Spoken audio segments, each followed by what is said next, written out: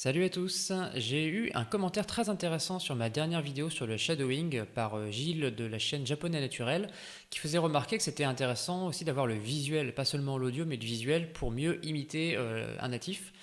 Et ça m'a donné une idée, en fait j'y ai pas pensé, mais avec un plugin comme Language Reactor qui permet simplement de mieux naviguer entre les différents sous-titres d'une vidéo YouTube.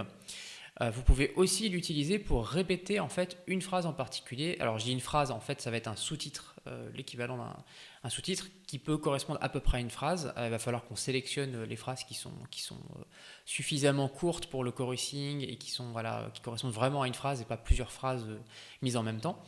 Mais bref, du coup vous pouvez l'utiliser pour faire un chorusing où vous avez aussi le visuel puisque vous avez la vidéo. Je vais vous montrer ça tout de suite. Alors le plugin s'appelle le Language Reactor. Vous pouvez le télécharger assez facilement et l'installer, il n'y a pas de problème. Disponible sous Chrome uniquement actuellement et bientôt sur Firefox ou Edge. Comment ça marche? Vous allez sur une vidéo qui vous intéresse. Vous allez en bas ici, vous allez cliquer sur le petit bouton pour activer du coup l'extension. Là, vous allez avoir tous les sous-titres. Et ensuite, ce qu'on va faire, c'est que on peut simplement commencer à écouter la vidéo, tout simplement. Et quand il y a une phrase qui nous intéresse, qu'on a envie de choruser, alors, je vais essayer d'en trouver une qui est pas trop longue.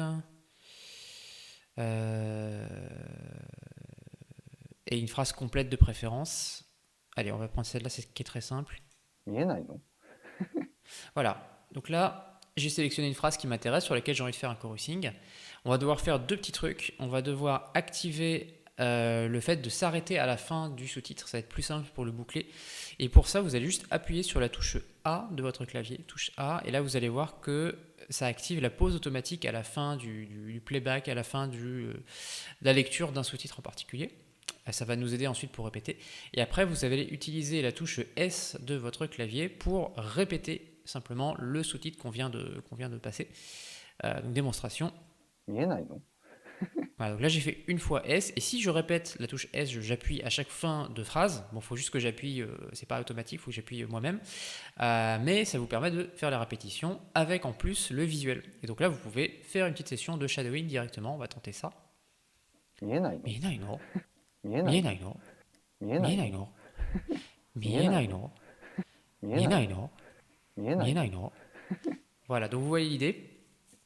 Vous voyez l'idée, donc c'est assez pratique finalement. La seule contrainte, c'est qu'il faut arriver à trouver des phrases qui ont la bonne durée et pour lesquelles le sous-titre correspond vraiment à une phrase, parce que parfois on a une fin de phrase plus un début d'une autre phrase dans un sous-titre. Donc c'est pas toujours idéal, mais ça peut fonctionner. Et si par ailleurs vous étiez de toute façon en train de regarder un podcast, de regarder une vidéo YouTube, et vous vous dites tiens pourquoi je ne ferais pas un petit chorusing, ça a l'air pratique, vous pouvez le faire assez facilement avec cette extension. Donc voilà, je pense que c'était intéressant à partager comme conseil. Et bien je vous dis à très bientôt pour une prochaine vidéo. Mata Kondo.